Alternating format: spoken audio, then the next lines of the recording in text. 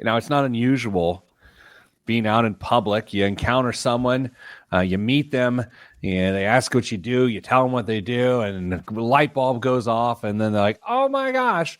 And then they recognize or realize that they know the work you do. Now, Dame Kristen, this is not unusual for you. This has happened to you. You've been somewhere. Kristen, you get fanboys all over this world, and they're like, "Wow, Kristen from the Pete the Planner Show from Cricket & Co." Mm-hmm. They're a big fan. What's that like for you? It's thrilling, actually. I love being recognized as, hey, you're on the Pete the Planner Show. Yeah, no, every day at the grocery store, at the single grocery store in your town. True. How many grocery stores are in your town? Just the one. Because Dollar General doesn't count. No, it doesn't. Dame, how often does this happen to you? Let's see. Over the many years that I've been on the show, it has happened once. Really? Just I feel like you've told me more than that.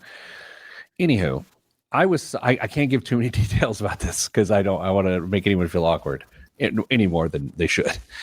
I was somewhere last week, and someone said, "Oh, hey, I really enjoy your work." And I was like, "Thank you. It's very nice." I mean, I think I said, "I appreciate you saying that. It's very kind."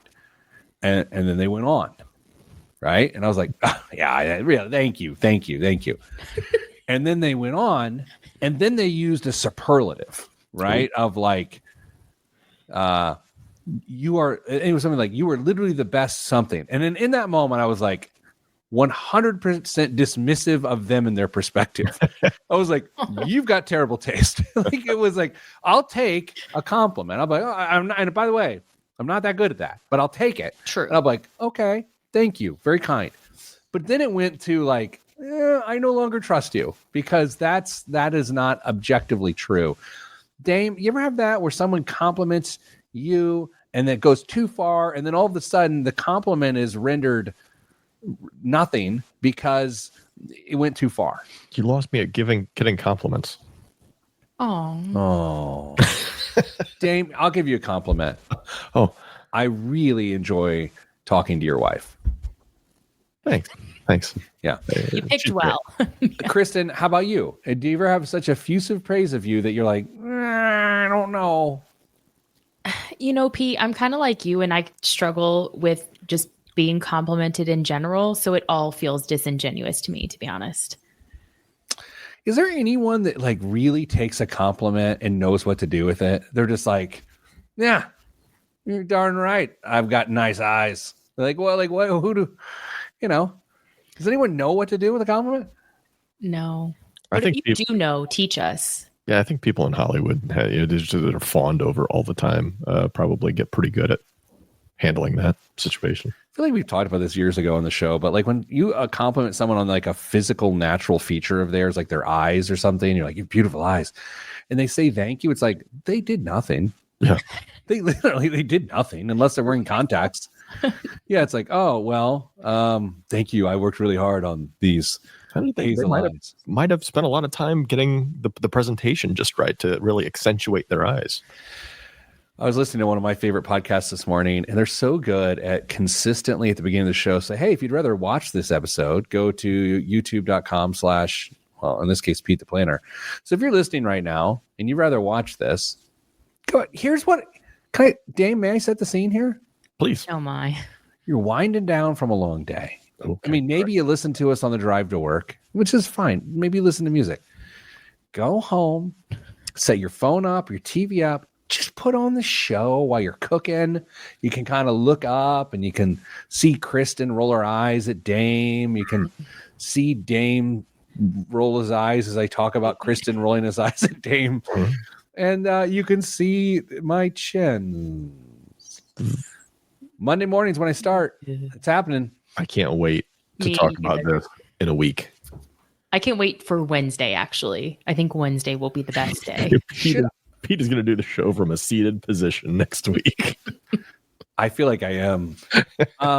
Should we do, like, I don't know what's kosher anymore in terms of talking about weight or body image. Like, it really has gone some dynamic places in the last few years. Like, you body shame, but again, GLP-1s change that, but then it doesn't change that. So I don't know. Should I track my weight live on the air? I mean, is this a thing? Like, Kristen, you're uncomfortable. I'm not. I just think that in the world we live in, just before we would have that conversation, to just say that we recognize that this is a really loaded topic, and that for some people it can be really triggering. Loaded because I'm very heavy. Is that what you mean? Like heavy load? Let me get the disclaimer out before you make the like wide load. You're saying it's a loaded topic. This is actually, you're making a fat joke about me. Oh my word. I'm so sorry for anyone listening. Isn't it a weird time for this topic? Like, Dame, do you agree with that? Like, I think GLP-1s have made the weight loss topic more complicated than ever before. You think so? Because now they're... Exactly. You just did it. I think so, because there's so much misunderstanding about what a GLP-1 is and what it does and who it's for. And the conversation becomes so complicated of like, what work did you or didn't you do? And people are really heated about it.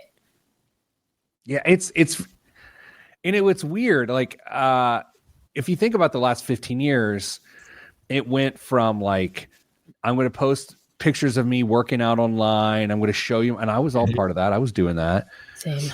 Then that actually turned into an influencer thing, like, which wasn't even about look at me. It was about like, look at me and let me influence you. But then the idea of like, hey, I lost 50 pounds on my own without GLP-1s. And then now you say, I lost 50 pounds on GLP-1s. And then because a person is like shrinking the stress on their organs, both are good, but then is one good, is one bad? And like, it's a weird spot. I can easily see a future where people who take GLP-1s to lose weight will think people who are losing weight naturally are somehow shaming them or are... That already happens. It already happens. Oh, then I don't. I'm sorry. I spent a lot of time on social media. That's not my algorithm. I will say this, and no one cares what I think about this. Like, I think someone on GLP-1s losing weight, it's great. Fantastic. Take the stress off your organs. I've considered it. I really have. Pete's taking compounded semaglutide and telling us he's working out 3 days a week. No. I'm just eating Greek yogurt. Like, I was talking to the trainer who was here a couple weeks ago, and he was like, the key to a lot of this will be Greek yogurt. And I was like, who thought that was the phrase? What?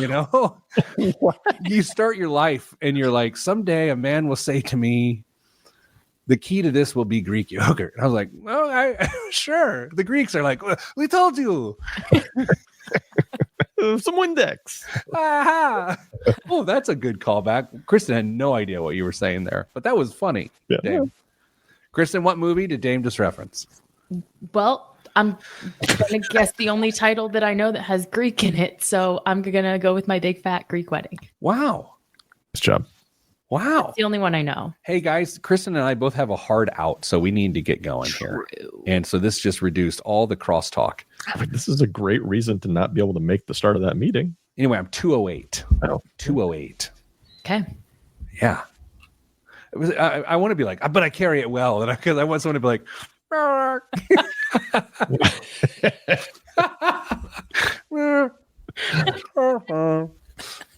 that's it. So funny. It's so awkward. Oh. I love it. 208. I think I'm gonna land 90 days from now. Can we have a pool? Do you guys want to have a little bet here? Sure. I think everybody else in YML probably ought to be able to get in on it, though.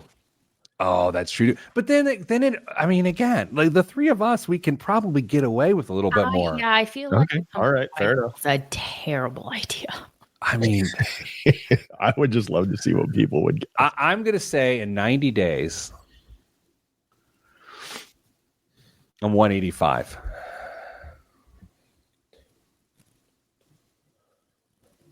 You guys are dead air. This is Sorry, I'm doing some calculations. That's 23 pounds. Is that the math on that? Yeah, I'm taking the under. What, that I'll lose less than that? No, you'll go less than 185. Yeah, actually, I was going to go less than 185 too, because when you get 90 days is nothing for a focus period for you, and you will. I was going to say if you meet the planner this. Yeah, I know. Yeah. but I'm old now. True. Okay, here we go. Greek yogurt, man. It's the key. Rick Swank is just hard out. No crosstalk. Should we have a pool? In 3. Oh, I'm not ready. Oh my God. We do have a really hard out, Kristen. What am I doing? I don't know. Oh no. Okay. Here we go. In 3, 2, 1. This week on the Pete the Planner Show, it's the Spectaxular. That was good. Thank you. Oh, that's Kristen Elanius, and Damian Dunn is here as well. This week on the show, we talk all thing taxes. Tax season is upon us. It has been declared. 1099s have gone out. Tax questions abound. And one of us on this show, life partner, is a tax expert. Of course, that person on the show did not invite the tax expert on the show. So we are going to speculate with all sorts of speculation about what a person should know about taxes in their entire life. Dame, you are married to a tax expert. Up until you made that comment, yeah, I was. I don't know if she's going to think, yeah, why didn't he invite me on the show? Kristen, is there anything more mansplaining than doing a show about taxes while just revisiting the points that your spouse gave you without actually inviting the spouse on the air? Yeah, it kind of reminds me of that time that you guys did the Student Loan Spectacular episode and didn't invite me to be on it. Well, I'll explain how that all worked later to you so you can understand it with your lady mind. All right, Dame, let's begin. Your kind wife decided to put together 5 things your accountant wishes that you knew about tax season. Am I supposed to frame it that way, or was this supposed to be like an anonymous thing from a tax professional? Did I just ruin her job and her life? I mean, what's the chances that her clients listen to this show? Good point. All right, Dame, are you running the show here? Yeah, I can. So Pete's exactly right. I asked Mrs. Advice very kindly. I said, listen, we're doing a tax show on Friday. That's probably where I should have said, would you like to be on it? But I didn't. I said, fair. Could you do work for me so I could do a show better? I said, could you talk to your staff and say, hey, what are some things you wish your clients knew, or just clients in general, about tax season? They gave me 5 things. Okay, 5 things. Number one. No particular order. It's already too late to find a new CPA for your 2024 tax returns. This is surprising to people. Yeah. It's kind of surprising to me too, to be honest. I've made this mistake a few different times. Say more. I have. Like, a person generally starts thinking about their taxes when 1099s start flowing around and W-2s and all these sorts of things. And you're like, oh yeah, I was going to make a change there. I'm going to call so-and-so. I have made that mistake. And then you get left out in the cold, and then you end up filing an extension. Mm-hmm. Yeah. So what's happened is people outside the industry probably don't realize it, but there are a shrinking number of accountants in the United States right now. And the likelihood of you being able to find somebody at late notice, which this is late notice at this point. It may not feel like it to you, but it's very late notice, is getting smaller and smaller. Can you go to a low cost shop somewhere to potentially get your taxes taken care of? Potentially, yeah. But if you are looking for that private hand-holding experience with a CPA, chances are, at best, they're going to say we're going to have to file an extension and get to this later this summer. I feel like I could do an entire show on this one point here, Kristen. Here's what's occurring to me. Okay. Every time we have this sort of conversation on or off the air about how busy tax preparers are, CPAs are, is this not a great profession to go into if you're a young person trying to figure out what to do? Or it's the fact that there's now new math? Is that why there's no accountants? Like, well, why is this like not a great profession? I mean, I would think so if there's a demand. And I know that I can think of 2 practices off the top of my head that were really looking for younger persons to come in so that older preparers could step away from their businesses. So I mean, it seems like it, at least anecdotally.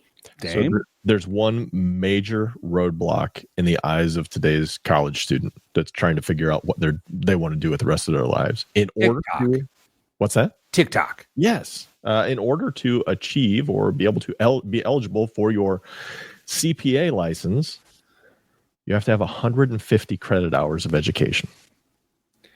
Okay, guys. Since I was in college, when people talk about credit hours, I don't know what any of it means. Like, you could be like, it takes 10 million credit hours. I'm like, wow. Or it takes 4 credit hours. What is that? 150 credit hours. What is that? 120 is typically 4 years. Yeah. So they're requiring a 5th year of education for you to be able to be out in. Now, I believe there might be a state that has just gone back on that. There may be other states that are considering it. But in order to be able to get your CPA, you have to pay for a 5th year of college. Or you have to increase your course load all along the way. Yeah, absolutely. Sure. And it's not like it's not a rigorous curriculum. So to suggest that you're going to take like 18 or 21 credit hours along the way is likely not feasible. And you're still paying for those classes. You're just squeezing them all in. So instead of stretching them out over a normal class load over 5 years, you're just deciding to drink from the fire hose and do it in 4. The next thing your accountant wishes you knew about tax season. Okay, folks. Paying taxes and filing tax returns is a personal responsibility. You engage us to assist with your accurate preparation, but it's your responsibility to be sure that your taxes are filed and paid on time. This tracks. Like, I have no... I don't think there's another perspective to that. I know there's probably people back in the day that used to do it for you. You just sign it and they'll take care of it. But I think that's prearranged. Does anyone feel differently about that? Kristen, do you feel, I mean, you're wincing. You look like the emoji with the teeth grinding here. What do we got? I am wincing a little just because the most important thing is upfront communication. If this is not something that your tax preparer does, that's totally fine as long as we're having that conversation up front. I think if I were looking for a professional to help me, I would pay for the service to be completely inclusive. Like, I'm a good record keeper. I'm great. I'm organized. I will hand you all these things. And then I want to forget about it, period. To be clear, they will e-file for you. Accountants will e-file for you. It is your responsibility to make sure that it's actually accepted and filed at the IRS, though. I'm not going to remember that. Well, then you're rolling the dice. Dave, number 3 thing that a CPA wishes you knew. Calling or emailing us in January to ask how to reduce last year's taxes is not tax planning. It is something, but it is not tax planning. Planning would be to make the call in October. Maybe even as early as June to start working on some things.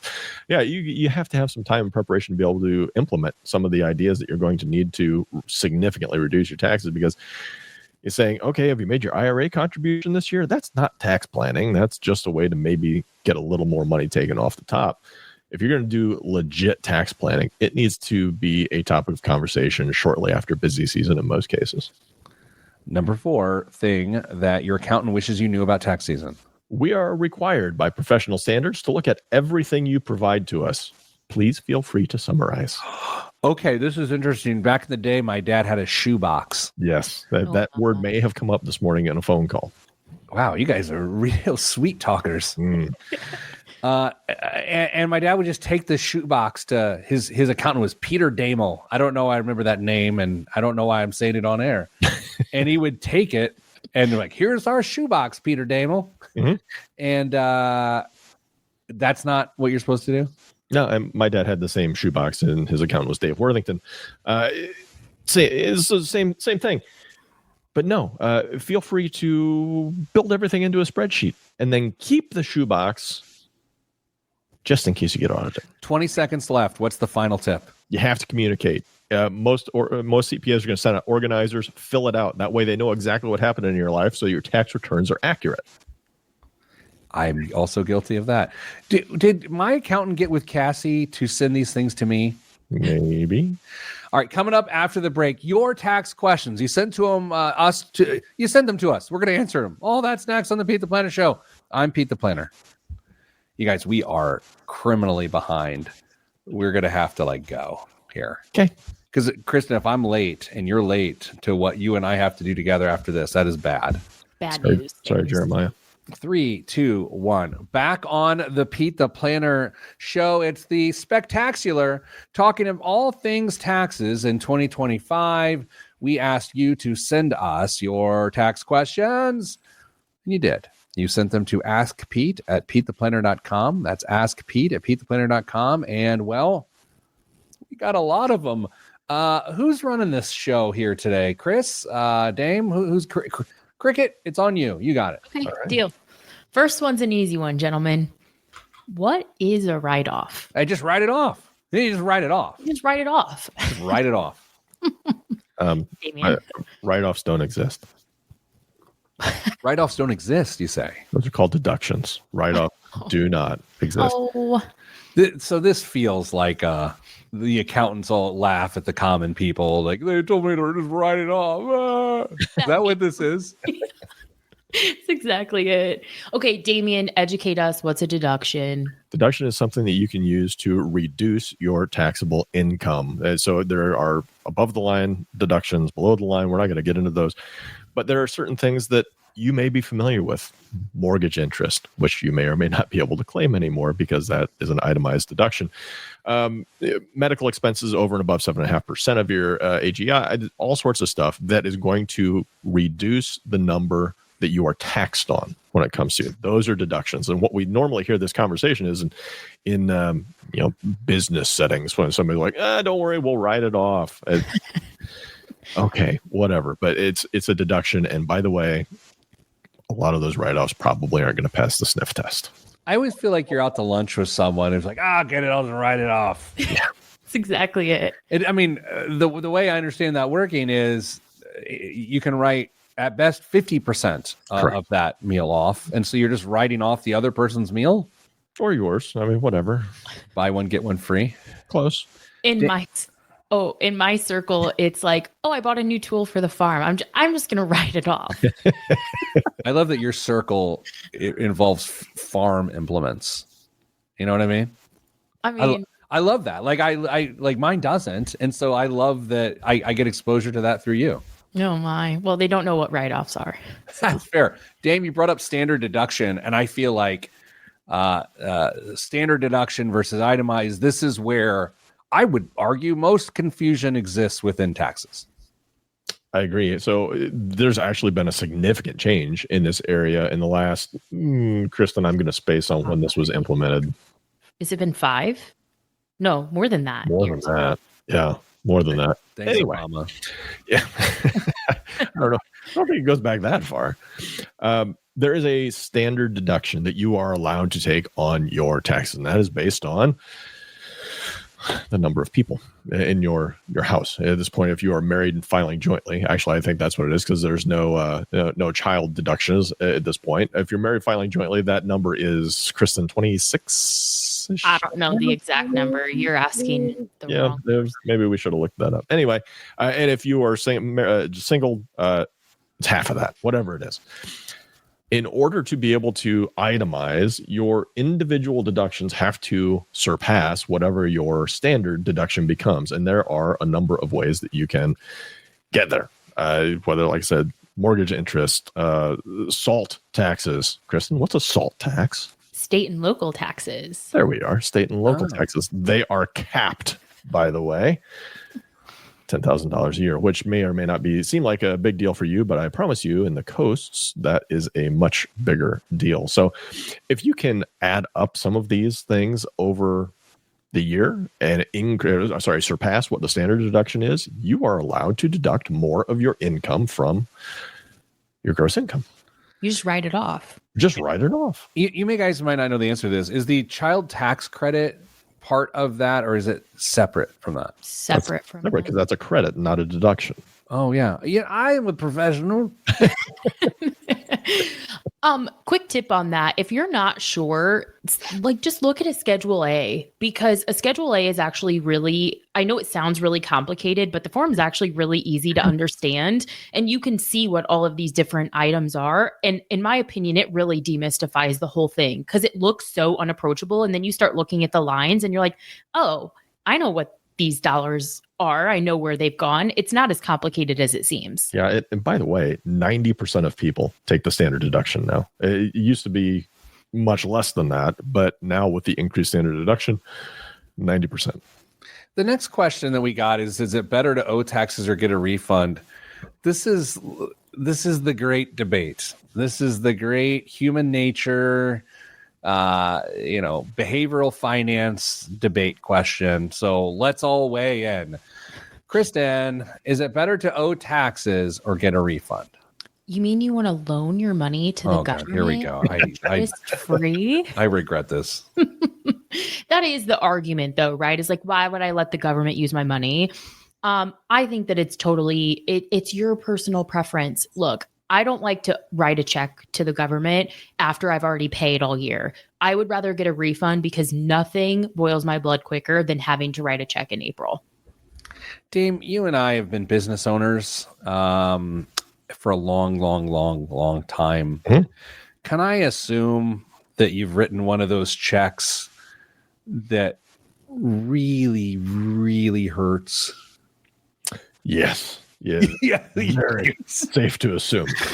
And it's not really cool to talk about in public or in wide circles because it seems like complaining. It seems like, oh, I had to write a big check, but the reason you had the big check is because you got made about. But it's never really goes like that. It's not that simple. It is still incredibly awful. The only people you can complain to are other people you think are going to have to write checks or have in the past. Not on a radio show. Not on a radio show. So Dame, what do you think? Is it better to owe or to get a refund? I really thought you were going to say, how much was that check? Off the air, we can compare horror stories. As long as it's close to zero, I don't care if you owe or if you have to pay a little bit. I know as you said, the financial behavior is going to say, if that's what you use as a savings account, so be it. But my pragmatic self says just get it close to zero, one way or the other. For what it's worth, I am more likely to do something with a refund that is smart as opposed to have my cash flow increase over the course of a year. Because you're making a decision at one simple point or one specific point versus one decision versus hundreds, thousands. Yeah. Next question. How do you know if you need an accountant? I was going to ask that earlier. Like, there's do-it-yourself, there's the simple free services and super cheap services, or there's an actual human that is very professional. How do you know, Dame? If you've got a simple, straightforward tax situation, W-2 income, maybe some 1099 interest statements that come into you as well, chances are you're likely fine. You're going to be able to knock this out by yourself. If you start getting into Schedule Cs and K1s, you want to have somebody take a look at it until you are absolutely sure you're doing it properly yourself, because it is super easy to claim some of those write-offs that maybe you shouldn't have along the way. So get the help that you need as your tax situation gets more complicated. If then you feel like you're comfortable doing it yourself, feel free to roll the dice, but you can always lean back on that professional. Kristen, for about 20 years, I had the same tax preparer, and he was great. His company was great. And about 4 or 5 years in that relationship, I was like, I can do this. I messed up my taxes so badly. Then I had to get him back involved to like save my bacon. It was terrible. And I don't think that's an uncommon problem. No. Oh, yeah. Dame, can you give us, let's try to see if we can answer one more question here. Free or low cost filing options? What if you've got a very simple situations? What do you do? As you said, there's IRS free file. If you've got an AGI under $84,000, you can also get fillable forms where you write up on pencils, but head to IRS trusted partners and there'll be about 6 different options you can find there for good options. We're going to answer a few more questions when we get back and more. All that's next on the Pete the Planner Show. Pete the Planner. Okay, we're flying now. It's because of all the silly at the beginning, Kristen. Sorry. The nerve. I'd love to blame people. I was trying to be entertaining. 3, 2, 1. Back on the Pete the Planner Show, answering your tax questions. Dame and Kristen are here. They've been birthed. Each of them are alive. Congratulations. They have been born. They are also certified financial planning practitioners. That doesn't make them tax experts, but it does mean they know more about taxes than I certainly do. Dave, if you're married, specifically newly married, should you file jointly or separately the first year? I've never considered this, so I'm so glad I don't have to answer these. It is almost always advantageous to file married filing jointly versus separately. There's only a handful of situations where it might make sense to do married filing separately, and then it starts to get a little bit more complicated because you start to lose deductions when you do married filing separately. Kristen, there's one specific example for a newly married that I can think of potentially. That includes student loans. Yeah. If one of you is potentially facing garnishment on your student loans, if you file separately, that can protect the refund of the spouse that doesn't have the student loans. That's exactly the situation I was thinking of. I was also thinking of income disparities with multiple dependents, maybe is another common situation. Those were the two that came to mind for me. Kristen, so this decision point of jointly or separately, it's not about we have separate finances or not. It's more practical and pragmatic than that, is that you will be economically advantaged more often than not by filing jointly. Correct. That's exactly what that means. And if you are working with a preparer, their software probably can pretty easily switch from separately to joint to make sure that you're filing in a way that makes the most sense for you. Dame, why does sales commission get taxed at a higher rate than a normal salary? If you have a commission-based seller in your family, what's the best way to plan so that you're not way over or underpaying with a standard deduction? Is this, you're not a commission salesperson. I don't think you've ever really gone down this path too much. What do you know? First, let me let whoever wrote the question, let me promise you that it's not taxed at a different rate. It's withheld at a different rate. It's supplemental income. And so it could be, I mean, back in the day, Peter, some people had their bonuses or their commissions withheld the top marginal tax rate for that year, which was at that point like close to 40%. So that looks completely different right now. If it's even done, because it doesn't, every company doesn't do this anymore. But if it's done, it's typically in the 22% range that it's withheld at. And then it all gets reported to the IRS on the same W-2 that you receive at the end of the year. So the withholding is different. It's not taxed differently. Interesting. What's better, a deduction or a credit, Kristen? Totally depends on your income. And that's a very Damian Dunn answer. Like, well, yes. It depends. Wow. But it really does. If you are a lower income individual, a credit is usually more beneficial versus if you are in a higher tax bracket, a deduction could be more beneficial. So, and that's very, very overgeneralized, but a decent rule of thumb. I'm going to jump around a little bit. Some other things, Dame, in pop culture in the last, 5 years, it's been more acceptable to gamble and to have winnings, gambling. Talk to me a little bit about that. Are gambling winnings taxable? Yes, very, very much so. You will need to settle up with Uncle Sam at the end of the year to square that off. However, gambling losses. Wait, say more. I'm not saying anymore. This is where I wish Mrs. Advice would have been on the show. Yeah, but I can 100% guarantee that gambling winnings are taxable. Go ahead, Kristen. You can deduct your losses, but only up to your winnings. Right? Isn't that? I think that's the way that works. And so, a lot of the time, then I think, as most of us know, then you end up having a wash. But this is also true for like gambling winnings that might not be through like an app where you would have then received a tax form from them. Technically, all winnings are taxable. Just saying. Dame Donald John Trump, President of the United States, says that we're not going to tax tips anymore. Is that in force? And if it is, can I just make my entire compensation gratuity and not pay taxes? The mic is yours. You're asking me to speculate on a proposal that isn't in effect law yet? Indeed. Yeah, do whatever you want, man. You're a free country. Just don't tell the IRS anything. Kristen, people make a big deal about climbing tax brackets or going up and down. Like, where do these misconceptions exist, or what do people need to know about a change in tax bracket?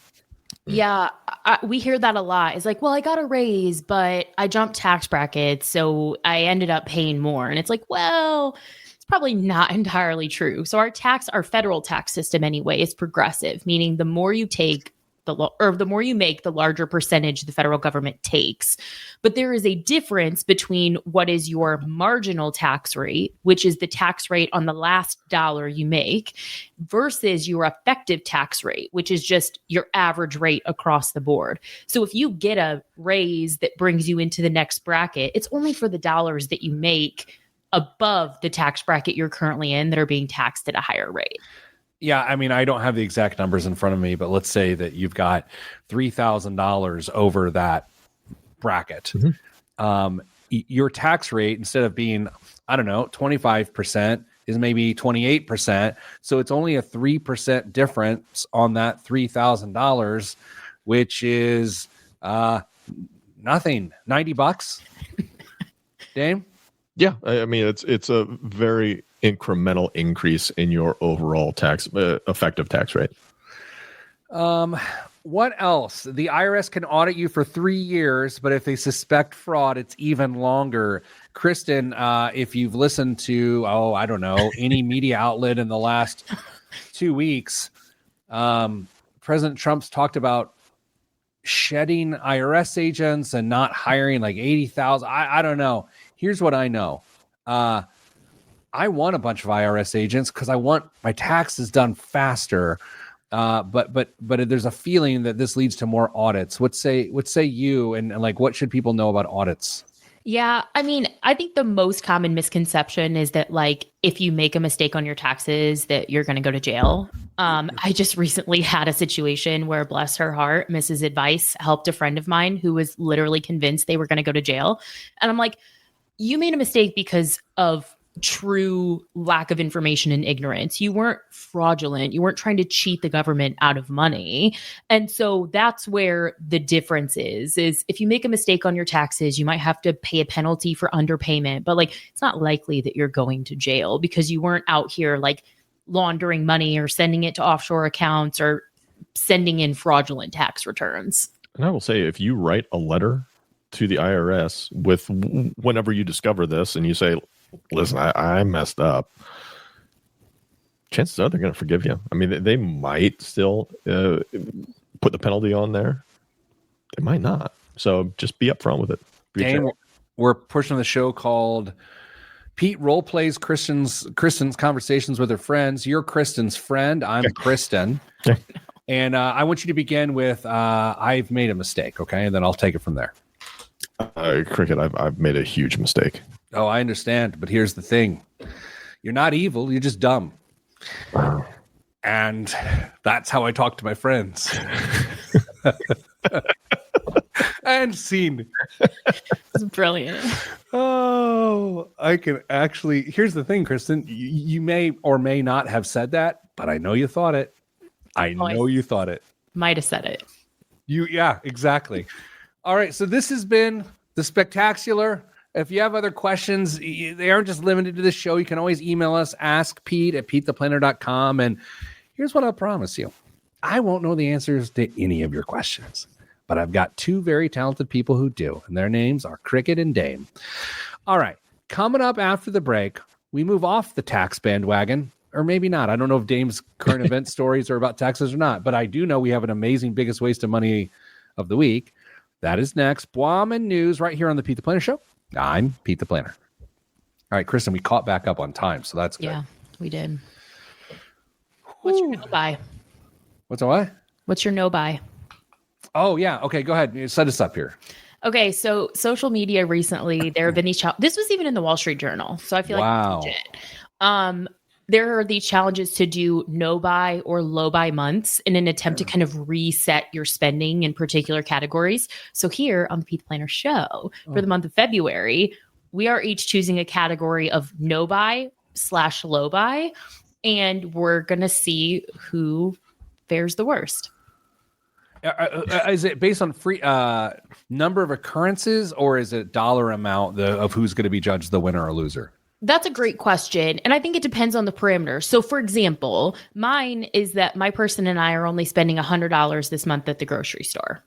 Which is bonkers. I mean, it's just like That's 5 heads of lettuce. I'm $100. That's our limit for the month. So it's not frequency of trips; it's the dollar amount for you're just going to dine out more, which is dumb, and you're going to spend more money. Negative. He's only allowed to go to lunch at work once a week, and then we have an allowance for one trip out with friends if they have something that they need to celebrate. Well, this is why A, I'm glad I don't have friends. B, you're putting him on a. You are taking your special friend, your partner, and you are saying you shall not dine at lunch. Correct. Ooh. Okay, Dan, what's yours? I am going to do a low buy on Amazon for discretionary purposes, and I am implementing a 72-hour hold period before I allow myself to click buy on that. I need to understand the severity of your challenge here. How many days a week are you typically solving a problem with a trip to Amazon? I don't know, 1 or 2 days a week, probably. Wow. Okay. That's more than That's a lot. Yeah, me too. Maybe, all right. Maybe. Peter? Oh, what? Who? What are you, my mother? You're in my phone as Pete Dunn. Ooh. That's perfect. I was with my mom last weekend. She still calls me Peachy Pie. I'm never going to shake it. Mine is I will not have any food delivered to my home in the month of February, the shortest month of the year. Please note that Peter's at work the vast majority of the day. No That's delivery to work either. No. You're at work all day. I know, but that is like time is money. When I'm at home, okay, let's say it's a Saturday night. Okay, that's fair. And I feel all right. The party's here on the west side. I'm sorry. So I reach for my 40 and I pick it up. Designated driver because I got keys to the truck. Yeah. Okay. Kristen, you know that song? Yes, I do. Okay, good. Wow. You almost got kicked off the show. On occasion, I'm like, we're bored. We get home. We'll order this. And they bring it. And because you're like, I've already got my shoes off. I don't want to go back out. What I'm saying now is I'll put my shoes back on and I'll just go and get it. And it will reduce the amount of times we get carry out delivery. Number two, it's a lot less expensive because you do the thing. And it's like 30% more. Mm-hmm. I bet you eat out less as a result too, because I don't know about you, but when I'm feeling really lazy and if I told myself I can't have it delivered, then I'm just not going to get it at all because I'm too lazy to go get it. I think as Dave knows, the complicating factor here is too hungry, demanding adolescence. I was already going to say that your daughter at some point is going to get sick of it and just do it from her phone. The funniest thing was when your young teen kids first figure out DoorDash or whatever, they're like, I'm going to get chia pudding delivered. It's $38. And it's because of all the fees and everything. And once she was like, can I do this? And I was like, well, who's paying for it? She's like, I am. I'm like, go right ahead. You dummy. If you want a $4 chia pudding and paying $36 for it, have at it. Dummy. That's my parenting style. Though sarcastic. That's a good idea. Anyway. Let's do a show. Oh, we got to get going. Kristen, we're actually pretty good. You're still. So you guys are both taking the under on 185, 90 days out. I think so. So what's that going to be? I start on the 3rd. So it'll be April 3rd. We'll go with April 3rd. That's right. No. February, March. Oh no, May 3rd. Yeah. That's my birthday. Hey, happy 40th. Okay.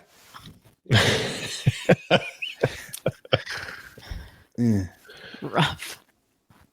Blake, our finance guy, our man in finance, brought in his cat to the office yesterday, Lana. Yeah. Just for a little show and tell. Damn, I couldn't breathe the rest of the day. I'm violently allergic to cats. My nose immediately stuffed up. I'm like hack coughing. He tried to kill me. I was wondering if anybody was going to have issues with that in the office. And the cat was hanging out in my office. Like I was out doing stuff. It was in here to like cleaning itself. Perfect. And I'm still looking for if it, did something in here. Oh, you'd know. I don't know. Can you hear that? Yeah. Is that your neonatal chiropractor? Yeah. They're really working over a fetus in there. Somebody is in trouble. Wow. Well, I'm so I can't talk about this. There's two things I can't. Last segment. Dead air. No, that's not dead air. I know. That's some drilling. I was listening to it, but yeah. I'm frustrated. Yeah. But try not to be petty, which is very hard. No petty February. Good thing it's January. In 3, 2, 1. This week's biggest waste of money of the week, right here on the Pete the Planner show, is the Louis Vuitton Vivienne sur Maille edible robot. You can purchase treats created by pastry chef Maxime Frederic in Louis Vuitton's flagship stores in Paris, Singapore, and Shanghai. You can now add New York to the list with the opening of Le Chocolat Maxime Frederic at Louis Vuitton in the 57th Street Outpost. To celebrate, Frederic has created Vivienne sur Maille, an edible creation that combines elements of candy making, trunk making, and horology, which is not what you think it is. This piece finds the brand's mascot, Vivienne, standing atop an LV trunk, which hides a system of over 20 interlocking gears turned by a milk chocolate crank, which causes the figure to move. Handmade in Paris, each one takes over 3 hours to assemble and weighs over 2.5 pounds. Kristen, how much does this Louis Vuitton chocolate robot cost? Are you supposed to just stare at it, or do people actually eat it? Well, I know your dog can only stare at it because if it were to consume it, it would kill the animal. That's so sad. Yeah. Okay. I'm native Carib. Go ahead. What do you think? This is oh my gosh, I don't know. This is a $600 chocolate robot. Dame, how much for this robot made of cacao? Cacao. I was originally going to say 7, but that seems too close to 6. So I'll double Kristen, say $1,200. The answer is $350. Still too much. Dame, this week's news is brought to you by the loud construction going on next door outside my office wall. And what's in the news this week? We all called it. The Federal Reserve decided to keep interest rates at its current target between 4.25% and 4.5%. Yay! Turns out our pesky old friend inflation hasn't gotten the hint that the party's over. Fed Chair Jerome Powell explained, albeit in a much more boring way during his press conference. The Fed will need to see, quote, real progress on inflation or weakness in the labor market before making more adjustments to the future federal funds rate, Powell declared. He went on to note that core inflation is still at 2.8%, higher than the Fed's 2% stated goals. You know, we talked about this last week from the opposite angle that the president demanded interest rates be lowered. But after listening to Powell's comments, I feel like he's thumbing his nose at it. He's like, well, we're going to have to see something better to do. By the way, I agree with the Fed for what it's worth, but I also feel like the comments were really pointed. Yeah, I don't disagree. I think it's the right decision, but I mean, even if there was a chance that they could lower them, I'm not entirely sure they would have. Yeah, I think they're poking the bear at that point. What else is in the news, Dame? OpenAI has decided that actually, protecting one's IP is important. The AI company and its largest investor, Microsoft, are investigating whether Chinese AI startup DeepSeek stole OpenAI's tech to build its new show-stopping model that wiped nearly $1 trillion in value from U.S. stocks this week. If you're not on the dev team, DeepSeek is being accused of using a technique called distillation, which is essentially trains one model on another. This method is prevalent in the AI world, but it's against OpenAI's policies to use its models to build a rival. The hypocrisy. Critics and anyone online who is slightly tuned into the AI race may have pointed out that OpenAI, which has built its whole company around questionably scraping everything on the internet, accusing someone of stealing its tech is pretty rich. The AI company is currently in a lawsuit with the New York Times claiming that training its AI models on publicly available articles is fair use. Yeah, it's going to be a really awkward moment when companies like NVIDIA, who said you're going to need all of these chips to build all of this AI, face the reality that maybe you don't need the chips because they're just trained on other models, and then it just gets cheaper and cheaper and cheaper. It's good for the public, bad for NVIDIA investors. Yes. Kristen, what's your favorite AI tool? I do use ChatGPT. I've built my own though. Whoa. As in, I mean, it's not that complicated. You just go in and train it about you and your writing style and the like. And I give it some more information about me and what I do every day, and it produces higher and higher quality responses. Have you shared with your ChatGPT that you will only be spending $100 this month on groceries? No, I have not. Dame, which one do you use? GPT. Yeah, fair. What else is in the news? It's not exactly a Robin Hood story, and we're talking old school Robin Hood, not sorry. But it seems plenty of rich young shoppers are comfortable stealing from even richer companies as long as it happens online. Some of the same people who probably can't stand toothpaste is behind lock and key at their local drugstore, since they'd never shove it in their pocket without paying for it, don't seem to have the same qualms about falsely claiming packages never arrived, disputing legit credit card purchases from online retailers, or saying they never made sports bets that didn't go their way, per Axios.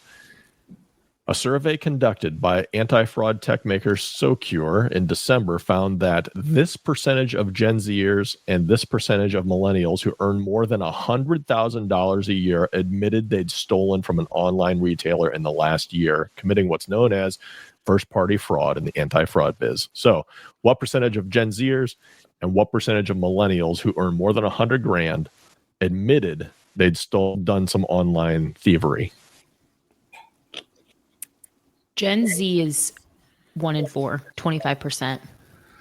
I'm pre-furious as to how much I'm going to lose faith in humanity. First, I started my day in the carpool line, which this is not the great way to start your day. Yeah. I almost get in a mental fight every day in that line. I'm going with 20%, Dame. If it's more than that, I'm going to lose it. 55% admitted it. Okay, wait, I have a clarifying question. Does this include like when a retailer messes up and sends you something that you didn't pay for? Because I've done that. I don't believe so, but okay. I mean, they're literally asking people if they've committed fraud. Intentionally committed fraud. Okay. Millennials, 49%. Guys, everyone loves to point to reasons why this whole ship is sinking around here. You know, not the show, because that's been at the bottom of the ocean for years. 1%. Society, culture. This is good evidence. That is awful. That is awful. I would throttle my kids verbally if they ever did anything like that. Yeah. I mean, if this is the amount that admitted to it, think the actual number is higher or lower? Higher. It's higher. I that is so infuriating. I'm going to go yell at our youngs outside after this show's over. I'm going to go out in the office like, all right, young people, who's done this? Then, let's just set up a Google form. Let's see who cops to it. Oh, man, that's disheartening. You've just ruined my week. It's horrible. I mean, there's a lot going on, but this itself has ruined my week. Any other news, Dame? Can you uplift us a little bit? No. No, it's more expensive to climb Mount Everest than it's ever been before. So if that's part of your 90-day challenge, Pete, you might want to think twice about it. Can I guess what it costs? Sure. During the popular March to May climbing season. $77,000. Double it. Actually, it says it's $15,000. No. Well, you can't get a good Sherpa for that. Said veteran climber Jake Meyer told the reporting company that the full cost of the trip up Everest ranges from $40,000 to $150,000. The higher permit fees represent only a minimal increase in overall cost, and he's lumping in travel and things like that. Yeah, that's what I was thinking. That's what Chris was thinking. Okay, so we're right there. Dame, have you ever aspired to climb a peak of that magnitude or a similar magnitude? No. Zero Chris? desire. I have climbed 10,700 foot mountain, Mount Baker, in like Bellingham, Washington, when I was in college with my dad. And I get such bad altitude sickness that the last 600 feet that my dad was dragging me up like Weekend at Bernie's, the pictures are hilarious. Anyway, that's all we have time for on this spectacular show. Next week, more of fun, finance, and frivolity. Sending good vibes are all that's in the budget. I'm Pete the Planner, Pete the Planner Show. Back on Friday next week. I'm so mad about the noise next door. Yeah, that's not great. It's not. I was on a very important call yesterday. I'm starting to feel bad. And this baby is just going. And the person's like, "Oh, are you working from home?" I'm like, "No, I'm in like class A office space is where I am." Sorry. I get upset. Sorry. Dan, what are you doing this weekend? Anything fun? I will be returning to one of the most beautiful areas in Indiana, West Lafayette, for a swim meet. Kristen, what do you got? I'm going to be in the office tomorrow morning. Oh, I won't. Yeah. And the Purdue IU game is tomorrow night. So going to a friend's house to watch it. Nice. Boys weekend. Ted and I are going to a Pacer game and then a little man dinner, I think, Nice. Out. No, you're not ordering it to be sent to the house. Well, it's February 1st, so no. Yeah, you could. So, yeah, enjoy it while you can. All right, Kristen, now we have 3 minutes to go to our next meeting now. Yay. Hey, everybody. This was fun. Remember, you can watch the show, but you just listened to it. So go back and watch it now is why you got to tell them at the beginning. Next week, you can watch the show. YouTube.com/banner. Stay getting money.